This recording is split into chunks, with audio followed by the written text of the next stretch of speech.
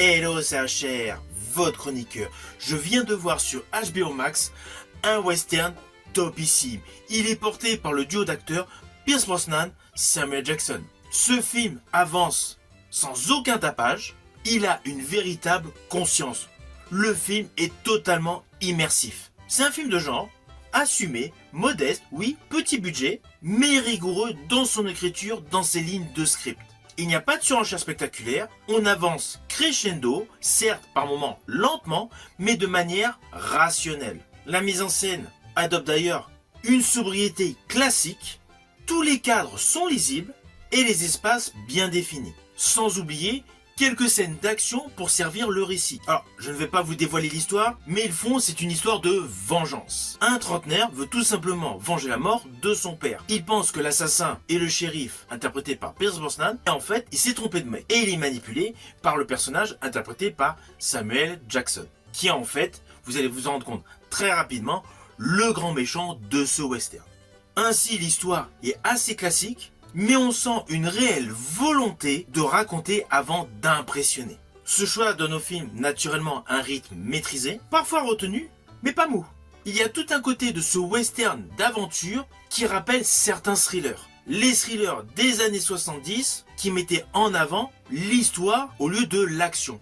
Et bien là, ce western est davantage réalisé comme un thriller époque Far West. À cela s'ajoute un scénario qui joue habilement l'entrelacement de plusieurs arcs narratifs, avec des personnages qui ont une origin story, des non-dits, et surtout pléthore de zones d'ombre. Le film avance par touches successives, accumulant les tensions morales et dramatiques, bien évidemment, jusqu'à faire émerger une trajectoire claire et directe. Cette construction scénaristique donne au récit une réelle cohérence et évite implicitement l'écueil du simple prétexte narratif. Tout ce qui est posé face à vous est justifié. Alors on va pas se mentir, le duo Samuel Jackson-Pierce Brosnan apporte une densité immédiate à ce film, l'atout principal aussi, sans qu'ils forcent leur jeu. Ah oui, ils incarnent des figures archétypes, chargées symboliquement d'un poids très fort. On pense à pléthore de western. Mais ce qui est top dans ce film, c'est que leur opposition, leur côté antagoniste, n'est pas basé sur des scènes d'action,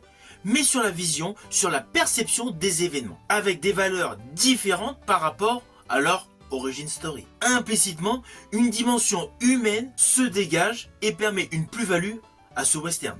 Ainsi, ce film, La Dernière Chevauchée, disponible sur HBO Max. Alors perso, je l'ai vu par une extension de mon abonnement sur Prime Video, donc il y a plusieurs possibilités de le voir. Donc là-dessus, pas de souci.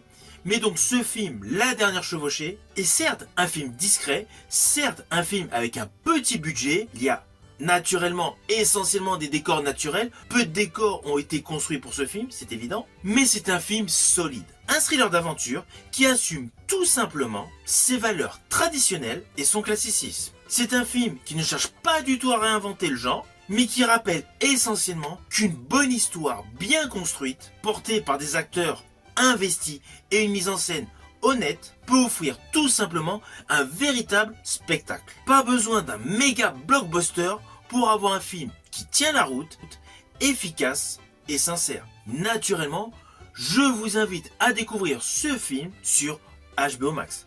Une fois que vous l'aurez vu, n'hésitez surtout pas à me mettre en commentaire votre opinion. Je vous dis à bientôt pour une prochaine vidéo.